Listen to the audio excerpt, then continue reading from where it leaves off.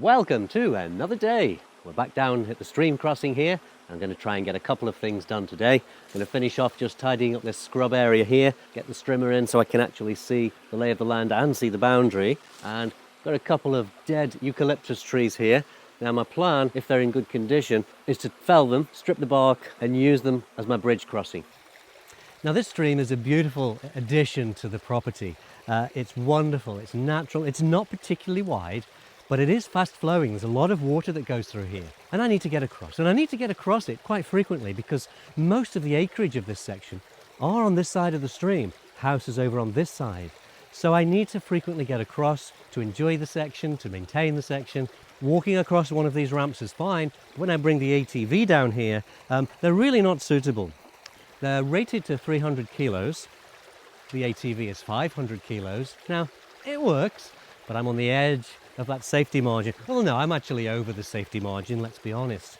But it works. But what doesn't work is how narrow these platforms are. Trying to get the quad, which is quite long down here, and then turn to get a long stream bank, it's pretty tight.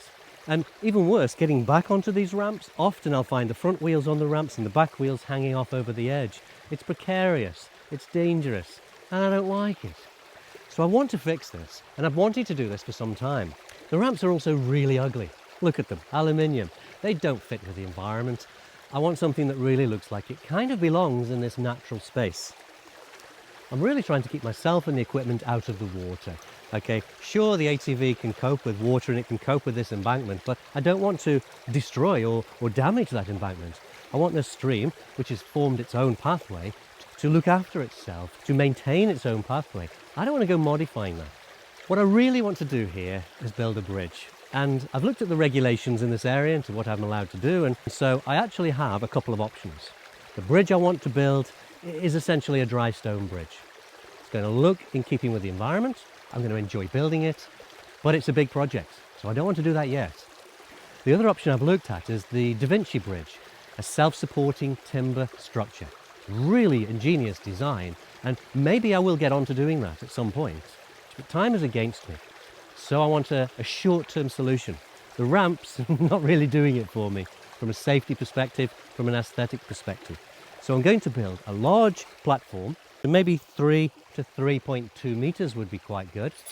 And then width-wise, 2 meters minimum width. I'm going to be using trunks and large diameter branches that I've removed from the property over the last few weeks and months.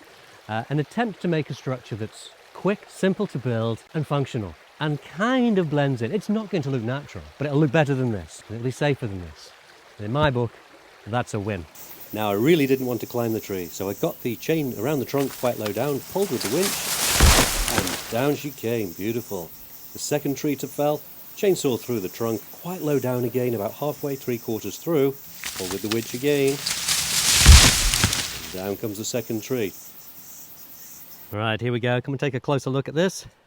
There you can see way back in there, about a 12-ish, maybe 14-inch diameter trunk. There's the chain. You see how I said that the chain is really quite low on the trunk? It really was. It should have been way up there, honestly. But there's quite a few branches there. They're small. They'll go through the chipper. Need to get those cut off. Move these trunks and get ready to repurpose them.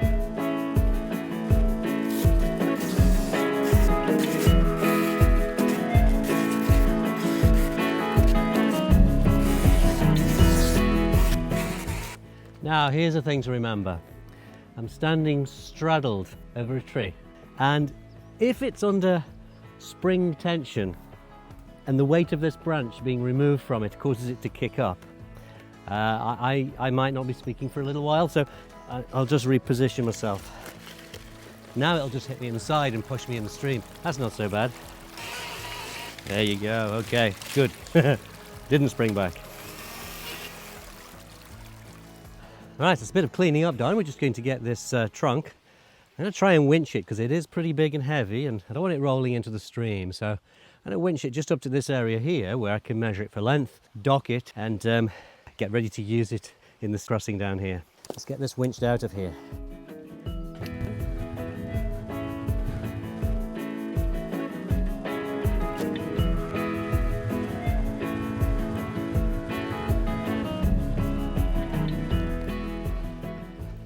It's really not that it's actually that heavy. It's too heavy for me to lift, but it's more a case of pulling it up bank over uneven terrain with gnarly bits of timber digging in on the way, along with the chain digging in as well. This is the light end, of course.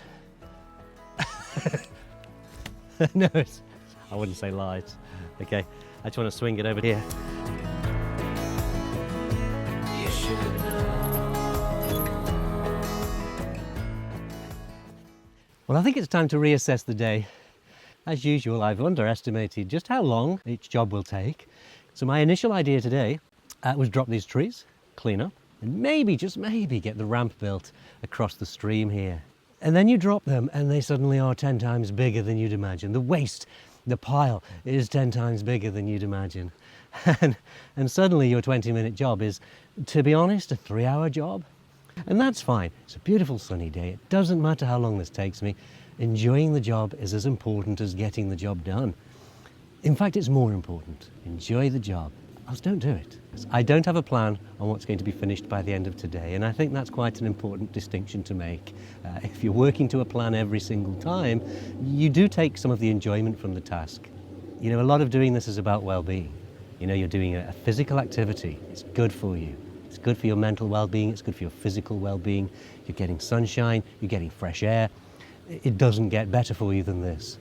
Adding stress and pressure by putting time frames and deadlines in, okay, sure, sometimes you have to. Sometimes that's really crucial and important, but not always. And if it isn't important, don't do it. Just enjoy the moment.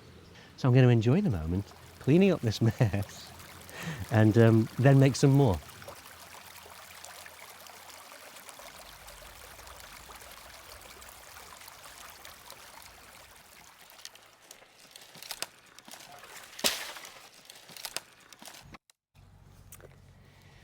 Okay, just going to get all these straggly branches off these trunks. This one might be useful. I'll put it on the useful pile over there.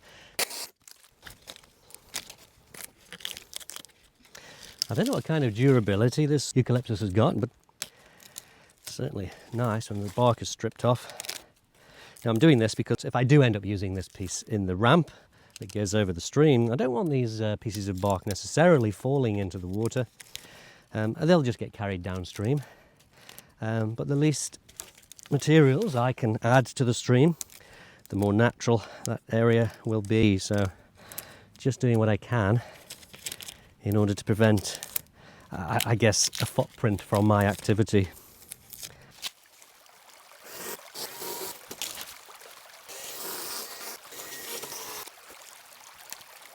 All right, check this out. Here we are down at the stream, just about to make a start of that ramp.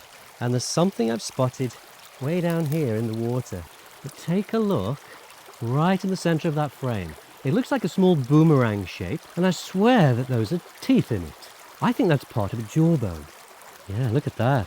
Quite an interesting jawbone. And a quick online research does confirm this used to belong to a sheep. Poor old sheep. He's only got half a jawbone left. Oh well.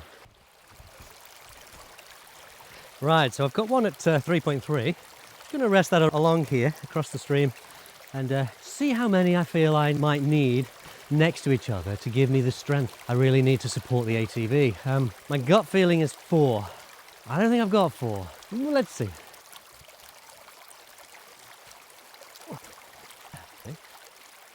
I may chamfer the end off. Now, it's not that the ATV can't traverse by the time it's got the top on 8 to 10 inches, quite easily.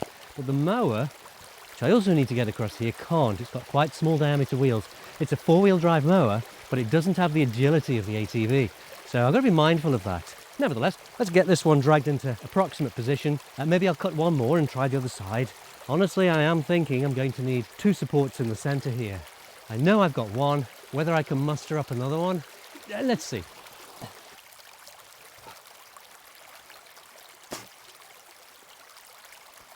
Looking at this, it kind of feels like one in the center would actually be sufficient. 3 main trunk supports and then horizontal, smaller diameter branches running across it. Although that seems like it would be enough, I have actually found another one put to one side that's probably big enough diameter. And so, just to be safe, I am going to run 4 supports through here. That way, if some of those smaller diameter running across this way in line with the stream, if they start to weaken, well, they've got the support underneath. So 2 more supports at 3.3 long, get those positioned, and then we'll see how we are in terms of undulations. Now I do need to go and find some fixings, and they'll need to be a decent length. You know, the weight of the ATV pressing on these branches that run across here is going to be wanting to flex them this way, and it'll want to lift those screws up out of their fixing holes. So they need to be a decent length. If we're going through a 50mm branch, I need to go into these at least another 50. So 100, 115, 125 millimeters, 5 inches would be perfect length for those landscaping screws. I'll see how many I've got. Here they are, landscape screws. See how many I've got. Ooh, well, there's not 150 in there, is there? What have we got? About 6 or 7, 8, maybe. 150 long, 14 gauge. I need more. Okay, off to the hardware store.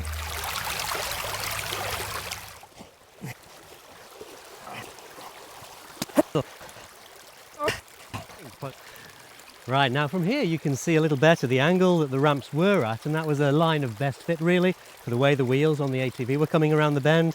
And I've straightened it out a little bit, as you can see, by the angle of these 3 timbers. Also by going significantly wider, it means I can have a much greater approach and swing the ATV round to make this incline up the bank here. I've been reflecting on whether I should move this big boy to the end there, and in actual fact it would be better off on this side. That way the ramp is going to be ever so slightly elevated to this left-hand side, and it means that as I come around the corner, it'll just help shift the weight and maybe aid getting around the bend here. Whereas if I tip it the other way, as I come around the bend, the ATV will want to creep and slide down this way towards the stream or into the embankment here. Both things I don't really want to happen. So I'm going to switch these guys around and then find number 4 to slot down the center. Come on. Right, we got it moving.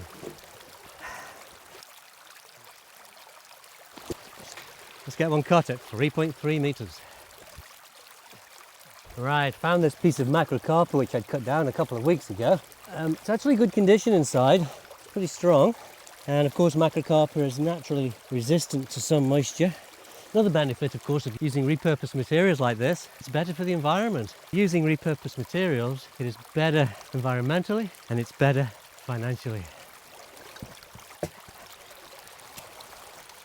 Right, so approximately 2.3 meters, so that's quite nice. I was hoping for more than 2 and less than 2.4. And then here, we're really pretty much 2.4, so I'll just drag that in a frazzle. Ooh.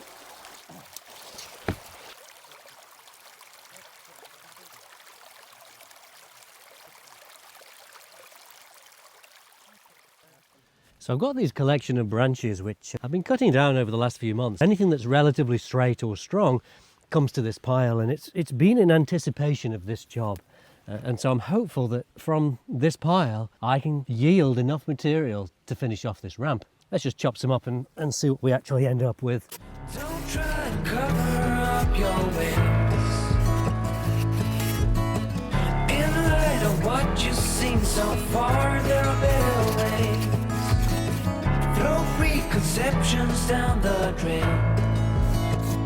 'cause this is your last chance.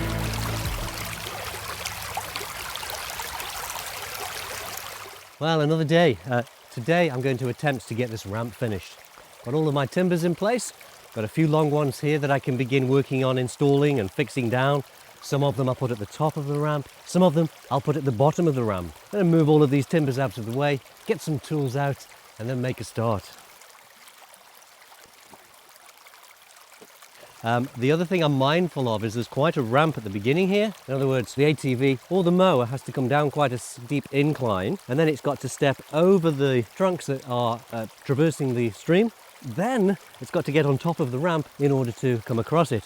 That's going to be quite a step. Now the ATV will cope with that no problem at all, but the mower won't. So I think what I'm going to do is, once I've got some short pieces cut, use some offcuts to blank up the ends of these spaces, and then I can backfill leading up to the ramp, and that will give me a nice smooth transition onto the ramp. Anyway, let's get those tools out. I did need to go to the supplier, the hardware store, and pick up some landscaping screws. You see these guys here. Now if I just grab these out, there's about 50 in a box. I brought a couple of different lengths just to be safe, and 3 or 4 boxes, and you can see what they actually look like this. A long screw, this one particularly is 6 inches, 150 millimeters. They have an Allen-headed connection. It allows you to really drive them without the possibility of the screwdriver, or the drill in this case, slipping. They've also got a very coarse thread. We're drilling into timbers. Those timbers might be end grain. They're not in this case, but often they can be. And so this coarse thread will really bite into that end grain. Right on the tip, you can see this little groove. They're also self-drilling, or they'll drill their own pilot hole. And then just for added extra, you've got this reverse helix here, just toward the middle of the screw. And that's actually designed, as this part bites into the component you're trying to screw to, this will then bite into the part you're trying to bolt to it and pull them tightly together. So quite a well-engineered product. Bit of overkill really for the job we've got going on here, but because I'm aware of how strong they grip, I think it's the right fixing to use. All right, the tools of choice today, we've got the trusty Stihl chainsaw, the battery one. Won't drop it in the stream today, so let's keep that well out of the way. Just up there, got an impact driver with a hexagon bit in the end there for driving those landscaping screws. You really need the power of something like this in order to drive those screws. Put the largest on first, because that's the one we will build up the soil towards. And quite simply selecting our longest screws that we've got here and just drive them on through. This is tough material. I may have to pre-drill these. First one in as a test, and a few things become apparent. I'm going to have to pre-drill. Some of these timbers have been cut for a while and they've really hardened up, and I'm not going to be able to do all of this job on 3 batteries without recharging. So just to help save the batteries if nothing else, we're going to need to pre-drill. Now the shank of these screws are, I'm going to say about 6 mil diameter, maybe pushing 7. So I'm going to drill 5.5. Ooh, that's a short drill bit. I'm going to drill 6 millimeters diameter.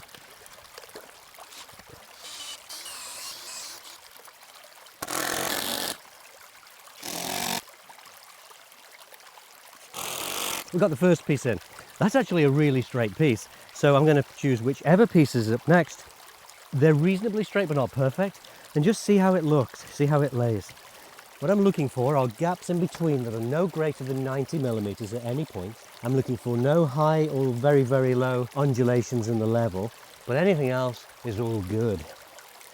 Now, I'm purposely going to make sure there is a small gap in between these. That way any mud, debris can just wash through. Doesn't need to be a particularly large gap. I'm going for 10 to 12 millimeters here, 3/8 to half an inch.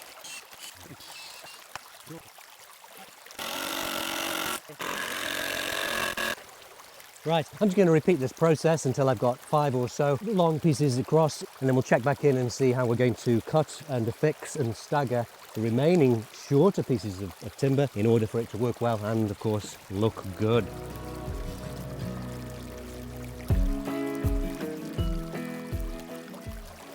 So this one's going to get cut, this one's too short, this one's no good.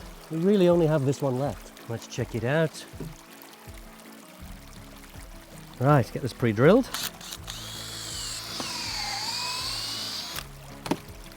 See, if you take a look at this, if I put a 125 length in, it's really only into the timber about that much. 30, maybe 40 millimeters. 1.5 inches, 1 3/4 inches, not really enough. So we'll go for the 6-inch screws on this one.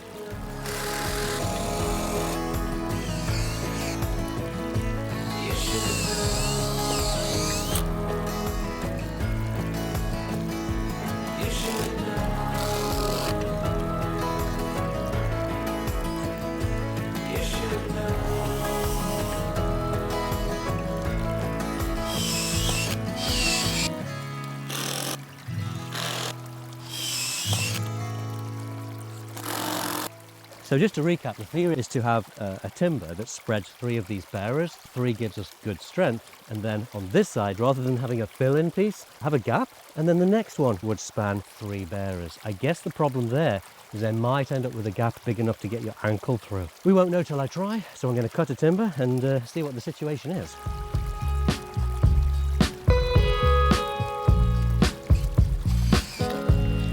Now these two screws, because we'll be pushing the ends down, these two screws won't really be under any tensile force. They won't want to be popping out. It's actually pressing them down. So I can afford to get away with two short screws here.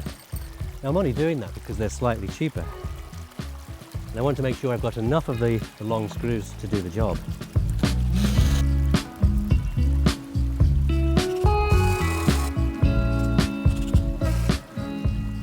Now something else to be aware of, what you can see of course is that these branches have been laid in a way where all the larger diameter ends are towards my right and all the smaller diameter ends are towards my left. Why is that a problem? Well, you get this accumulation of the material getting closer and closer together. And by that I mean if we keep the gaps consistent on both ends, these timbers are bigger on this side than this side, and so we're going to be shifting our angle so we're no longer perpendicular. It means it'll look terrible when we get to the other end. It also means that the bridge will appear visually to bend upstream, and if anything I want it to appear to bend downstream because that's the nature of the curve in terms of the way to get across stream and beyond. What does all this really mean? Well, it means from now we need to be more mindful of which of the bigger end of the material is, put more of them at that end just to balance things out a little bit, and then try and stagger them. So large end at that end on this piece, and on the next piece the large end at this end. And if we stagger them that way, we'll be growing equally, let's say, in length on both sides.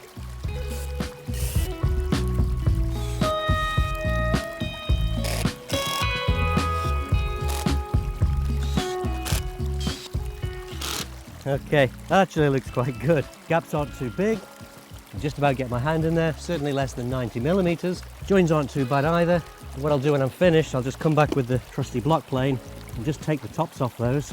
I could potentially use the chainsaw as well, just to take any sort of sharp edge off, just to prevent that potential for a trip hazard. Right, okay, well, we have a plan that I think will work. So I think it's time to just get on with the job now.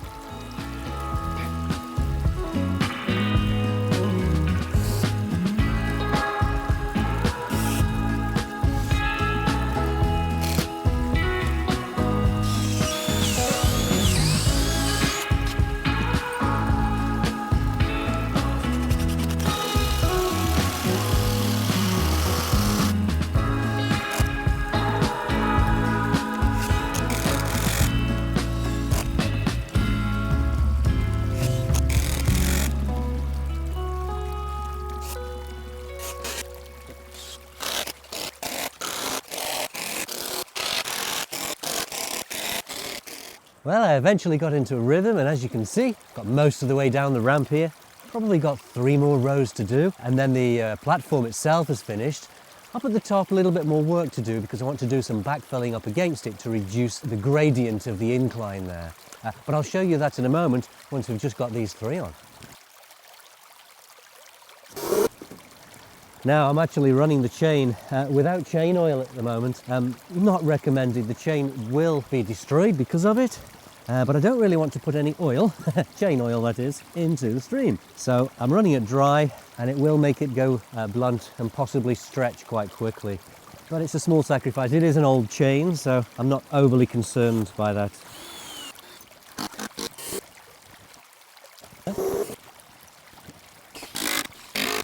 Now there is still quite a ramp here. Easy for the ATV to get over. But when I do bring the mower down here, it's not going to be able to get over that without wheel spinning. So I need a plan. I could chamfer off the ends of these bearers and then attach another one of these logs to the face of those bearers, and that might just work. So if I attach one of these logs onto this face here, that might just help the wheels roll over. Well, that's the plan anyway. I can always modify it if it doesn't work. I'll probably have to modify it. And we're out of battery. Not bad, I've got a spare one, so that's all good. Oh no, that one's dead as well. So here's the thing.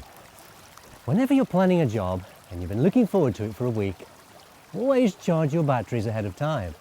Now these guys will take probably 30 to 40 minutes to charge. I'll get these on charge and then we'll start on the other end of this ramp, which needs a little bit more work. It needs a bit of spade work, a bit of raking, just to make that transition from the gradient of the land onto the ramp that bit better.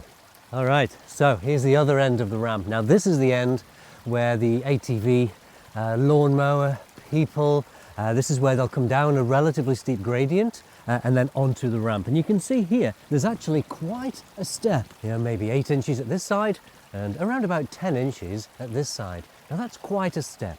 This gradient coming from the top of the bank there down to the bottom here, well, I can reduce that slope. I can reduce the gradient by building this land up to be flush with the top of this ramp. So it'll be safer, it'll be less of a steep slope, it'll look good.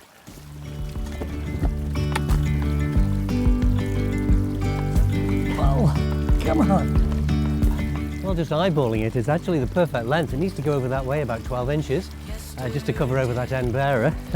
But there's about 12-inch overhanging here, so wow, absolutely perfect. And as the light startled our eyes, we let go of disguise.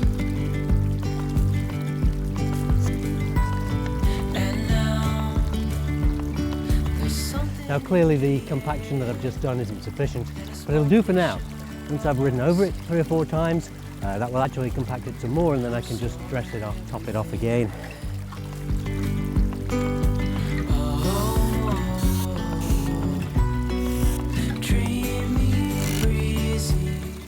Nice. Righto, the final couple of pieces to put on this bottom edge of the ramp, and get that one out of the way. Undercover agents of the other, beyond gravel, beyond all.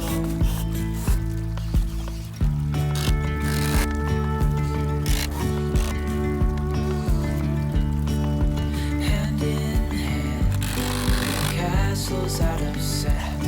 Now, no word of a lie. When I went to the shop to buy screws, I had no idea how many I needed. I kind of guessed I'm going to need more than a box. A box is 50. I bought 3 boxes in total, and that's 150 screws. I've got one more piece of timber to put in. It requires 2 screws.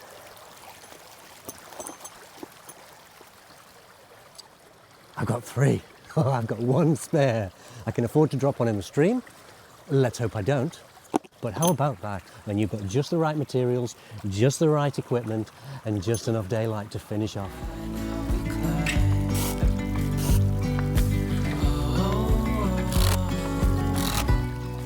Final thing to do, really, is just to trim off all the ends of these pieces of timber. I thought it'd be faster if I just allow these to run wild over the edge of the bearer and then trim them all off afterwards. And of course that would mean that they're all lined up as well. And that's actually working remarkably well. So I'm just going to take the chainsaw now and just eyeball cutting these off in line with the bearer below, both ends. I've done 3/4 of it, and the last little bit to do for today. New morning, I managed to finish it. We're going to get out there now on the ATV and see how well it actually does.